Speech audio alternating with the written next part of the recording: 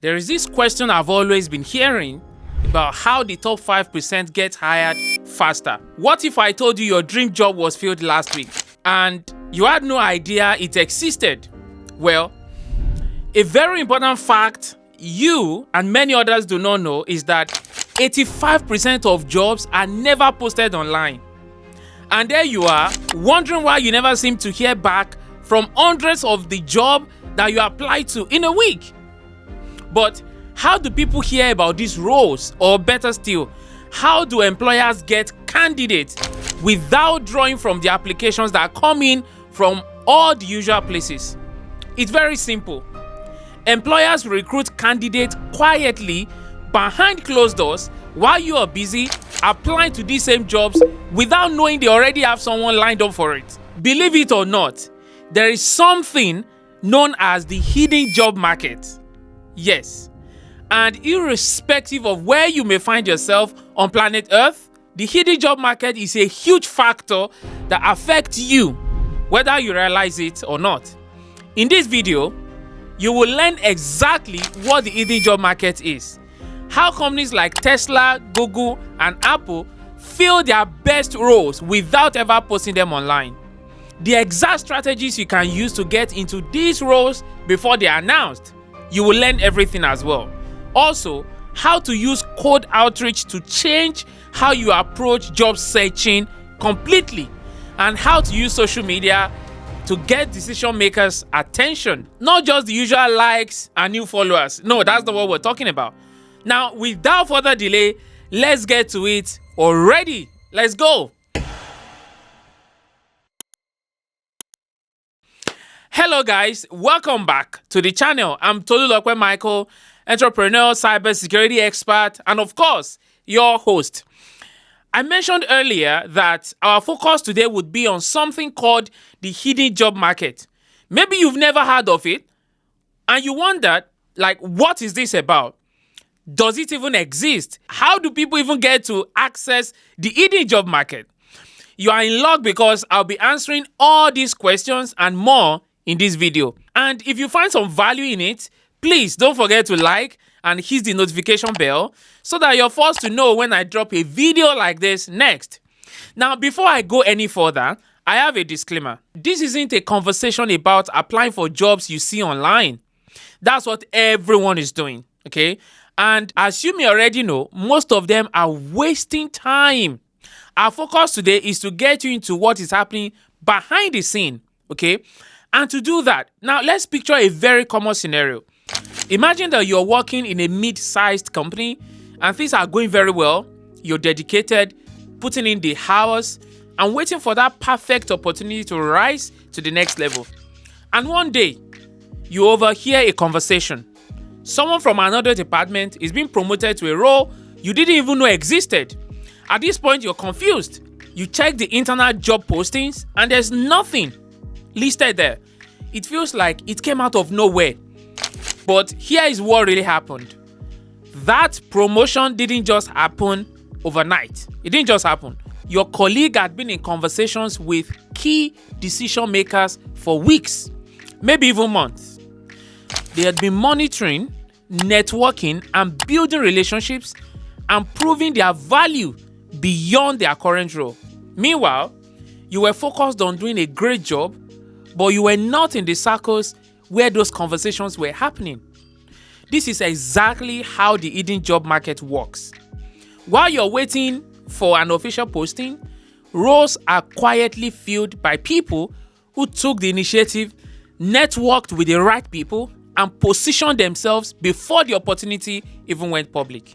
It's a hard truth, but also an empowering one. Because once you know how this works, you can start playing a different game. And that's exactly what you're going to discover today.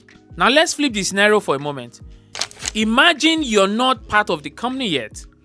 You are diligently applying to jobs, combing through LinkedIn and job board, sending out dozens of applications, but you keep getting the same responses.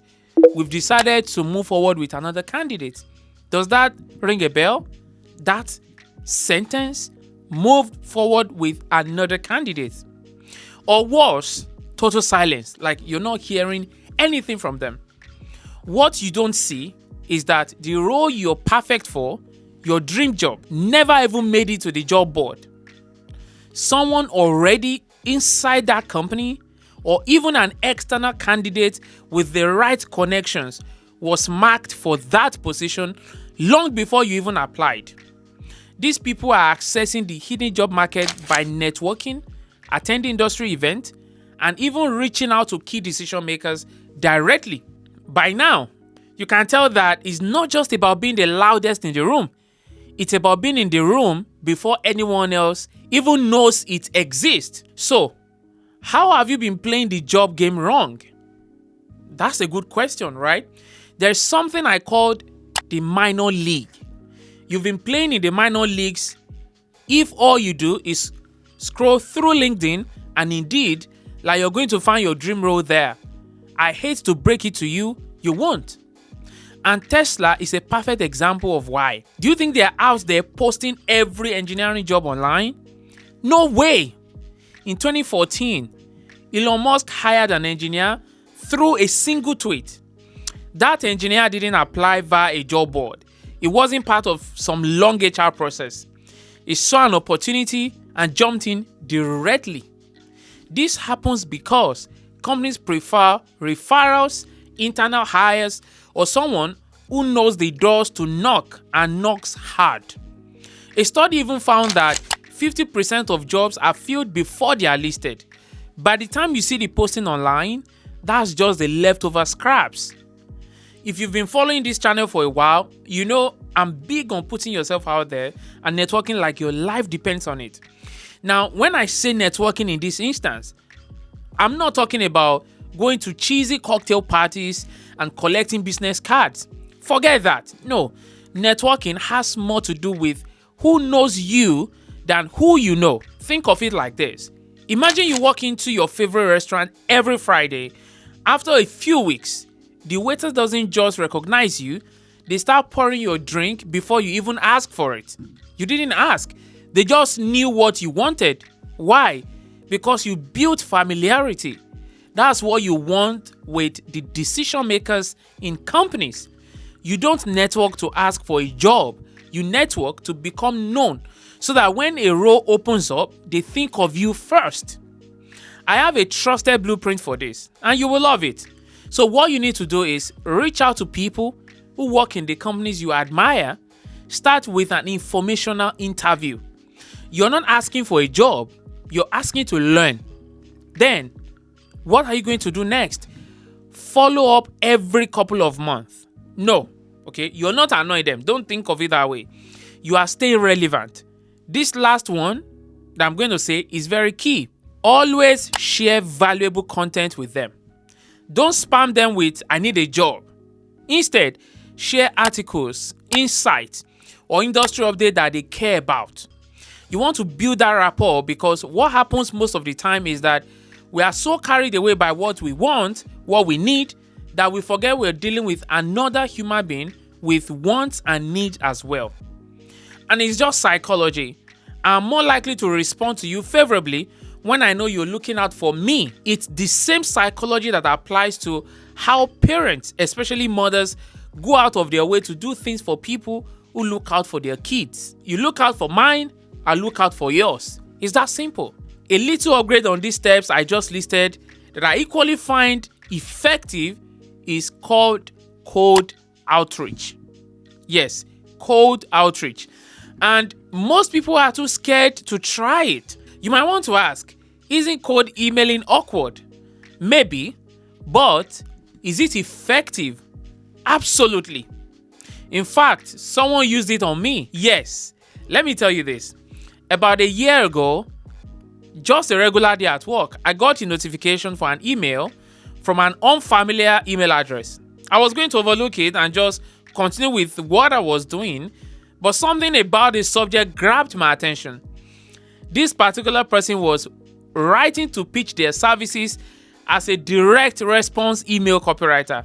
And guess what the subject line was? The subject line of the email, it says, why Excel Mind Cyber's web copy is not converting. That is the subject line. Of course, that caught my attention. Yeah, it caught my eyes. If anyone wants to tell me why something isn't working in my company and they are not on my team, by all means, I want to know how they know what they know. And honestly, I wasn't disappointed. In fact, I called an impromptu meeting to tell my team about this talented young lady. And guess what again? This lady is on my team today doing really well. As a matter of fact, if you're watching this YouTube video from an email, she probably wrote it, okay? The funny part is, she didn't really get the full scope of what we were doing at Excel My Cyber at the time. So the things she highlighted were not really problems. But you know what? That singular act told me what I needed to know about her, and she got the job. This is not some strange method either. 30% of executives say they've responded to cold outreach when the person offered a real solution to their problem. Now think about that. You send a cold email and create your own job because you have positioned yourself as valuable before the company even knew they needed you. Like, I wasn't even thinking about getting an email copywriter until that lady showed up in my inbox. Now, there's a process to this, so follow me closely, okay? And this is kind of obvious, but I will say it anyway. The first thing you must do is research the company. It's not rocket science, but some people will still do it, okay? But let me ask you honestly, how do you intend to help a company you know nothing about? So, put in the legwork, find out what they are working on, and more importantly, what challenges they are facing that you can help solve. Now, after you've done this, write a short, punchy email. Okay, don't ramble at this point in time. Get to the point. Here is how I can help your company solve this problem. That's it. Then go ahead and share the solution you're proposing. Okay, now you want to end with a call to action. What does that mean? Suggest a 10-minute coffee meeting or a quick call. And that's it, you're done. There is this guy I read about, James Altucher, right? James is an entrepreneur who built his entire consulting business through cold outreach. And I think that's even more incredible. It shows that if someone can build an entire business from cold outreach, getting a job is not as difficult as you think.